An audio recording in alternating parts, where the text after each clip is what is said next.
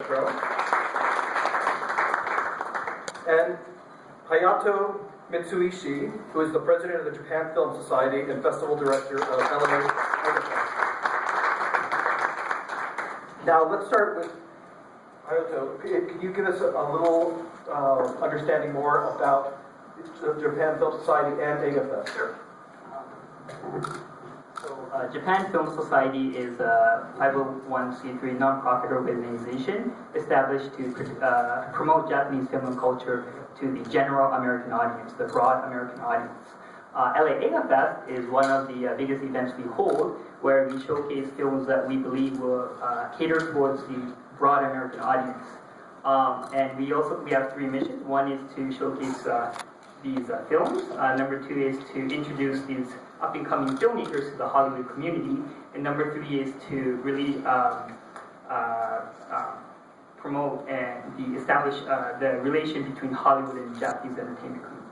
So this will be our fourth film festival, and we're very thrilled to open it with the international premiere of Lupin III. And now I'd like to ask Sachiko Mora, could you explain JETRO a little bit more to us? Hi, my name is Sachiko Shimura. JETRO, Japan External Organization, it's a government agency from Japan. What we're trying to do is promote Japanese goods that would be like for food, technology, and also design, but of course content, entertainment. And this is the first time that we're doing together this project with the LA Eigafest. The Japanese government is trying to promote Japanese great films to the world. And also what we're trying to do is make films together with the Hollywood creators to make more great films like united by US and Japan. This time we have a Japan Co-Content Contribution Award. It's called J3C Award. And this year we're going to award two great films that have promoted Japan in different kind of ways. The first film will be by the actor by Tom Cruise, and also the director Doug Liman for the great film.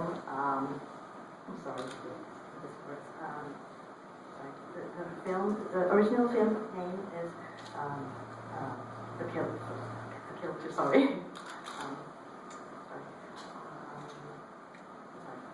We're trying to promote the film. Edge of Tomorrow? Yes, Edge of Tomorrow, so sorry. Edge of Tomorrow. And that is because the original writer is from Japan, and if you've seen the film itself, it is really kind of a Japanese story, but it's created a different film because it was made by Hollywood, and I think many people didn't know it was made by the Japanese original story, and that is the reason once that we were promoting this film. And also the famous Godzilla. It was originally made by a Japanese filmmaker, but right now it's remade to a much different kind of Godzilla, but all our Godzilla fans are saying that the film is really close to the original Godzilla film. So we're rewarding the legendary pictures that produced this picture. Sorry that I was a bit thank you. And I'd like to introduce, once again, Ryuhei Kitamura. Can you give us a little bit of overview on Lupin III and how you came about to directing that film? Well, Lupin III is one of the most famous character franchise in Japan. It's been going on for like 40 years. Manga, animation, and animation movies. So to me, it's kind of like air or like a water. It was always there with almost my entire life. And I made this movie called Azumi with this producer, Mata Yamamoto-san, and it's like 10 years ago. And he called me like 2 years ago, and he told me that, Ryuhei, it's time to come back and we do the movie together. And I said, yes, sir, and what are we doing? And he said, Lupin III. And I made this Godzilla movie called Godzilla Final Wars 10 years ago, and that was a big pressure for me, because Godzilla is, as you know, it's a big franchise, but Lupin the Third is even bigger, franchise. And I was like, oh my God, what are we stepping into? So, but I have a faith in my producer, and if he says we go, we go. So it was very challenging, but in the end, I think we overcome all the negativities and all the problems, and we have the movie. We believe that it's in the world of Lupin the Third, but not copying the animation or manga, but we just created a new world of Lupin the Third as a live-action movie. And I'm so proud and honored to be a part of this festival and bring this movie to the States. Thank you so much for coming. And I'd like to ask Mate Choro a little bit about producing this film. How long did it take you to produce this film? And do you find that the world is getting much more appreciative of Japanese films in the world market? As Liu He explained about the background of Lupin III, it was really popular manga and animation in Japan, not only in Japan but also in Europe. It was a huge hit in Italy especially. And it's been several times that a lot of producers wanted to produce this into live action film. It is so very difficult in a way. It takes a lot of money to produce, and on top, it is some kind of comedy. The comedy doesn't really translate into foreign culture.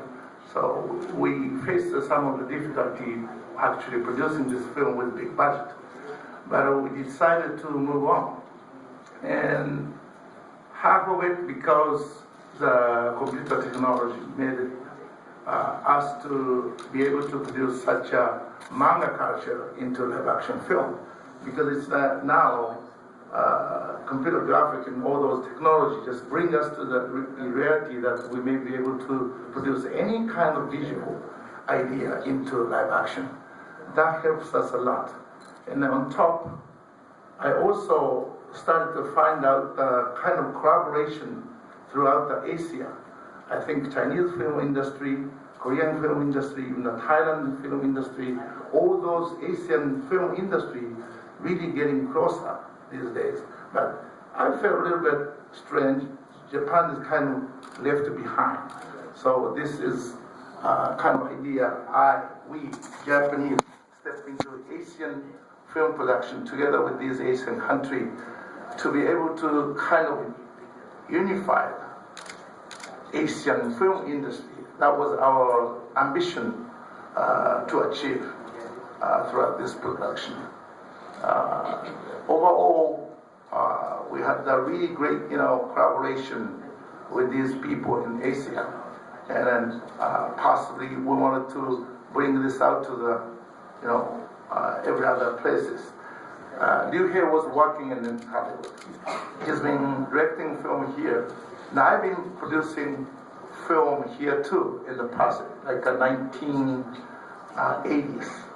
And I found a lot of difficulty. Everything you do here sort of controlled by, if you wanted to make some major film, it's really, you are dealing with not only the studio, but also the agent. You want to hire an actor, you want to hire the writer, director, any creative element you wanted to have, you have to go through the agent. So this is a country with agent. I want to talk to directly to the writer, director, but oftenly is all controlled by this system, agent system in Hollywood. That was not our intention. When it comes down to making film, we wanted to make film. All those systems here just somehow gave me an idea. This is not the place foreigner, not only foreigner, but all the producer, young new producer, to be able to produce in the country. So these days, I think an American film industry has a lot of sequel and remake. There is no such a chance for the young producers and directors to be able to produce all those, the new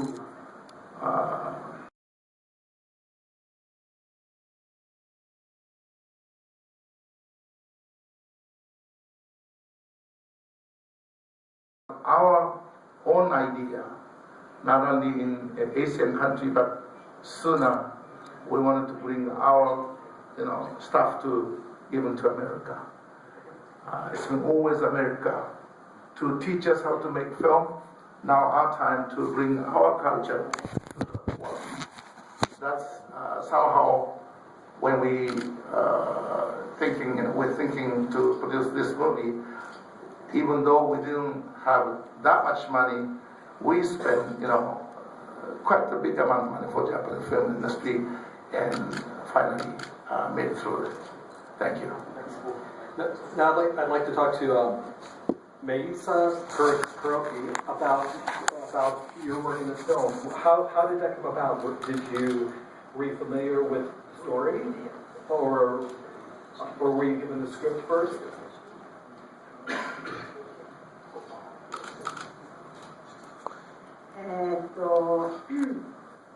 ルパン三世の峰不二子のお話をまずいただいて、台本読む前だったんですけれども、峰不二子やらないかということでお話をいただいたんですけれども、さっき話にもあったように、日本だけじゃなくてヨーロッパの方たちにもファンがいるルパン三世という映画で、しかも峰不二子という男性だけに限らず女性も好きなキャラクターなので、最初はプレッシャーというか緊張感があったので、どうしようかなっていう思いの方が最初はありましたけど、脚本を読んで監督とあるお話をして、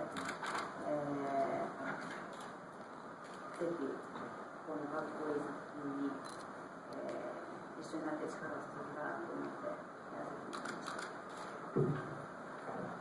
So first, I heard about they brought this project to me before I actually read the script, and I know that Lupin, they have a strong following not only in Japan, as the director and the producer mentioned, but they also have a strong fan base in Europe. And the one I put the one Mine Fujiko Mine, the character that I play, is very, very popular, not just among men, but women as well. So there's an extreme amount of pressure. So I did talk with the producer, with the director, and we did sit down and have a long talk. And after this talk, I decided that I was going to do this, and I'm really glad that I did. All right, now I'd like to open it up for questions from you all. Anyone have questions?